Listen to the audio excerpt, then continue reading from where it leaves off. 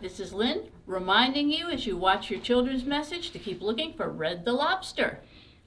And when you see him, tell me where you saw him by texting or emailing to kidsatliberty@gmail.com. That's kidsatliberty@gmail.com. And there are tokens for everybody and extra tokens for the first people to find Red the Lobster. Hi kids, so I'm coming to you today. I had something I wanted to share with you based on something we were doing at home. Some of you may do this regularly. So just your average everyday egg carton, but then I pull one of these out and you'll all recognize a colored Easter egg. I do hope that you have this as part of things that you do every Easter. I know for years that we've done this at home with my kids, my nephew, stray children running around who happen to have the day off on Good Friday and we're at my house. And we did this again yesterday. I also remember years and years of doing this with my girls' ministries groups, and girls who had never seen any Easter egg coloring before were introduced to it, and we enjoyed this year after year.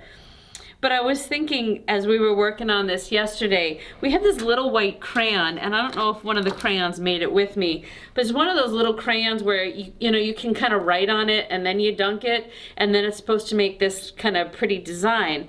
And so, what you would do is you'd take the mug and you put a certain amount of vinegar in there, which is really stinky, and one of these little tablets, and it gets all bubbly and colory.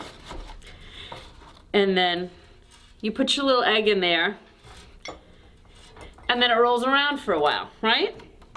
And so while it's in there, I had all of these plans. I thought I was going to get fancy, and you can see maybe I tried to draw a heart, and then I tried to write Easter. And of course, by that time, the crayon was about this big, and it's really actually kind of hard to write neatly on an egg because it's not a flat surface.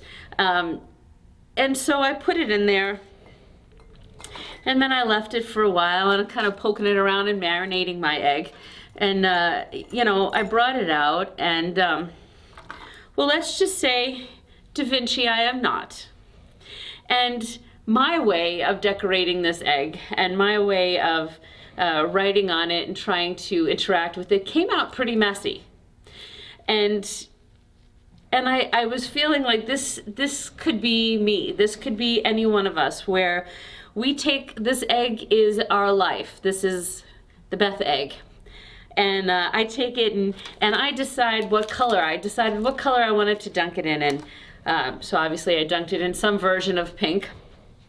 Tried to write on it, and then I tried to get fancy and put it back in a different shade of pink to see if I could. So I was doing all these things to make my egg, to make my life better and prettier, and it just kind of came out like that. Now, I can still read the word Easter, and maybe if you think it's sort of a Picasso kind of way, that's sort of a heart, but not really. But this is what happens when I'm left in charge of my life, or my Easter egg. And there's some verses in the Bible that talk about what God can do with your life. And it's from Psalm 51, and Psalm 51 is a great psalm anyway. All the Psalms are great, but there are some of them that you're going to find as you get older, you hear more and more often that are really meaningful to you.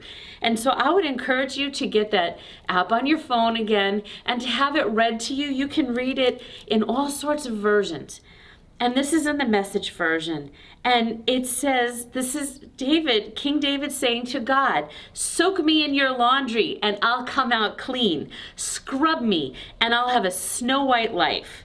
Then it says, "Tune me into foot-tapping songs, set these once broken bones to dancing." I was trying really hard not to break my egg. And then it says, "God, make a fresh start in me." And so I really just was thinking about that. If your life is like this egg, and you have tried to do different stuff, and you've tried to decorate yourself, or you've tried to do some things to change up how your egg looks, and it just comes out looking kind of schmutzy, God wants to clean that up for you. There is nothing in my little bag here of different colored egg colorings that I could dunk it in that would make this egg white again. Nothing that I could do.